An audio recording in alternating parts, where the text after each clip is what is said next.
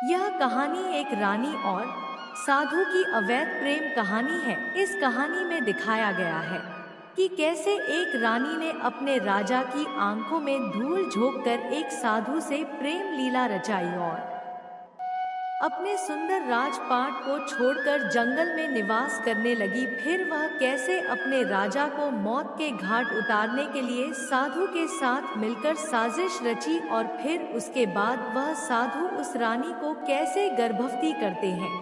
चलिए कहानी को पूरा सुनते मजा आएगा। गर्मियों की वह शाम सुनहरी धूप से सजी थी। महल के ऊंचे बुर्ज से दूर तक फैले जंगल दिखाई देते थे जहां हवा मंद मंद बह रही थी, मगर महल के भीतर रानी अमृता का मन अशांत था। अमृता एक अद्वितीय सौंदर्य की धनी स्त्री जिसकी आंखों में चांदनी सी चमक थी और जिसके होठों पर हमेशा एक रहस्यमय मुस्कान खेलती थी। वह विक्रम सिंह की प्रिय रानी थी, मगर उनका मन कभी भी इस महल की भव्यता रमा नहीं। वह प्रेम की ऊंचाई और वासना की गहराई को महसूस करना चाहती थी, मगर उनके जीवन में सब कुछ एक राजकीय बंधन जैसा था। महल की चौखट पर खड़े होकर उन्होंने अपनी दासी से पूछा, क्या कहा तुमने, कोई सिद्ध साधु यहाँ आया है? दासी ने सिर झुकाकर कहा, हाँ रानी साहिबा, लोग कहते हैं कि वह कोई साधारण सन्यासी नहीं है वह योग और तपस्या में लीन एक सिद्ध पुरुष है जो भविष्य देख सके और मन की गहराइयों को पढ़ सकते हैं। अमृता के होठों पर हल्की मुस्कान आ गई। मन की गहराइयों को पढ़ सकते हैं, क्या वह मेरी भी बेचैनी को समझ सकते हैं?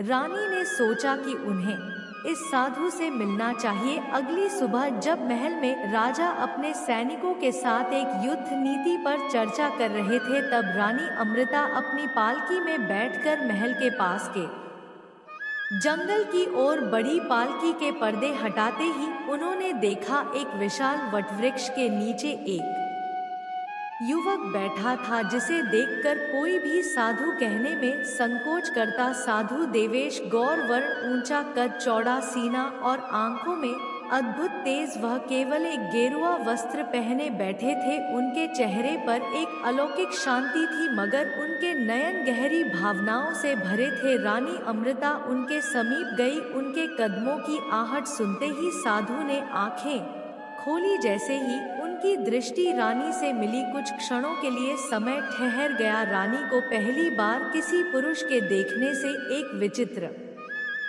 उत्तेजना महसूस हुई, मानो यह आंखें उनकी आत्मा में समा रही थी, उनके भीतर की दबी इच्छाओं को पढ़ रही थी। रानी ने धीमे स्वर में कहा, महाराज, सुना है कि आप मन की बातें पढ़ सकते हैं, क्या यह सच है? साधु ने हल्की मुस्कान दी, मन केवल वही पढ़ सकता है जो स्वयं अपने मन को पहचानता हो। आप अपने मन को पहचानती है? रानी यह प्रश्न सुनकर अमृता के भीतर कुछ हलचल हुई। वह कुछ कहने ही वाली थी कि देवेश ने अपनी आंखें बंद कर ली और गहरी सांस लेते हुए बोले, आपकी आत्मा प्रेम की प्यासी है रानी, आपका तन बंधनों में बंधा है, मगर मन किसी और का होना चाहता है। अमृता सहर उठी। किसी ने पहली बार उनके भीतर छिपी भावनाओं को शब्दों में डाला था। उनका हृदय तेजी से धड़कने लगा। यह साधु केवल एक योगी नहीं था, यह पुरुष था, एक ऐसा पुरुष जो उनकी हर भावना को छू सकता था। रानी अमृता कुछ क्षणों तक साधु देवेश को अपलक निहारती रही। उनके शब्दों ने जैसे उनके भीतर कुछ तोड़ दिया था, एक दीवार जो उन्होंने समाज और अपने कर्तव्यों के कारण खड़ी की थी। देवेश ने एक कदम के वृक्ष की ओर बढ़े। उन्होंने अपनी तपस्वी काया को सहजता से सीधा रखा, मगर उनकी आंखों में कुछ था, कोई रहस्य, कोई अद्भुत शक्ति। रानी ने पहली बार किसी पुरुष को इस दृष्टि से देखा था। राजा विक्रम सिंह वीर और पुरुषोचित सौंदर्य के प्रतीक थे, मगर देवेश में एक अनजाना आकर्षण था। आप मौन क्यों हो गई रानी? साधु की गहरी मंथर आवाज ने उनके भीतर हलचल मचा दी। क्या आप सच में जान सकते हैं कि कोई क्या चाहता है। देवेश मुस्कुराए। उन्होंने अपने मजबूत तपस्वी हाथों से कदम के एक पत्ते को तोड़ा और उसे धीरे धीरे रानी की ओर बढ़ाया। यह पत्ता देखिए रानी, जब यह वृक्ष से जुड़ा था तब यह हरा और जीवंत था, मगर अब यह सूख जाएगा। प्रेम भी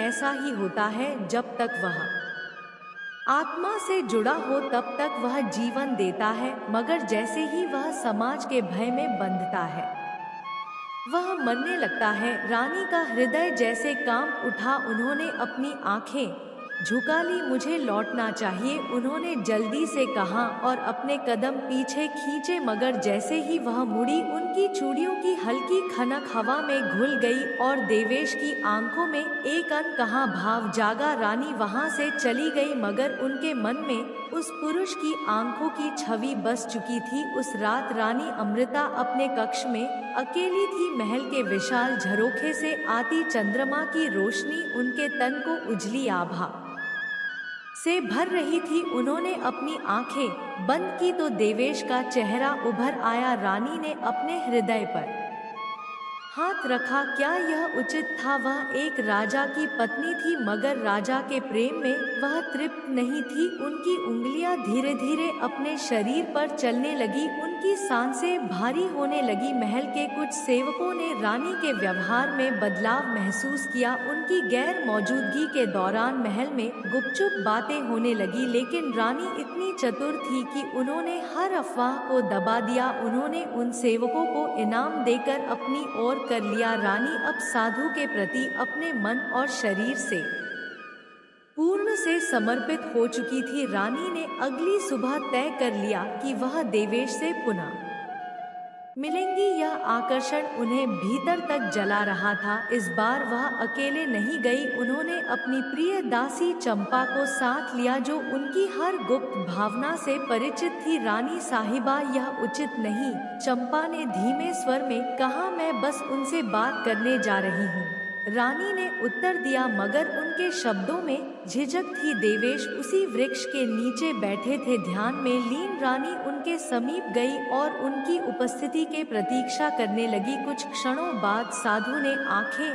खोली। आप फिर आई रानी ने सांस खींची। मैंने सोचा मुझे आपके ज्ञान की आवश्यकता है। देवेश ने हल्की मुस्कान दी। ज्ञान या वह सत्य जिसे आपने रात भर महसूस किया? रानी का चेहरा तप गया। उनके भीतर कुछ घुलने लज्जा और इच्छा के बीच एक तीव्र खिंचाव। आप अपने मन की इच्छाओं से भाग नहीं सकती रानी। प्रेम को दमन करने से वह और तीव्र होता है, और अगर यह प्रेम नहीं केवल वासना है। देवेश ने उनके चेहरे की ओर देखा, फिर धीमे से कहा, तो इसे पूर्ण होने दो। वासना भी अपनी तीव्रता में मोक्ष का मार्ग बन सकती है। रानी की सांसें तेज हो गई, उनके होठ कांपे और रानी वहां से चली गई। राजा को कभी किसी बात का आभास नहीं हुआ। रानी राजा के साथ जब बेड पर बैठी दिन में समय बिताती तो उन्हें अपनी मुस्कान और प्रेम भरे शब्दों से भरपूर संतुष्ट करती। राजा को यह यकीन था कि रानी उनके प्रति पूर्णतः समर्पित है। रानी पुनः वहां आई थी, यह जानते हुए भी कि यह उचित नहीं था। जैसे ही उनके पास पहुंचे, देवेश ने अपनी गहरी आंखें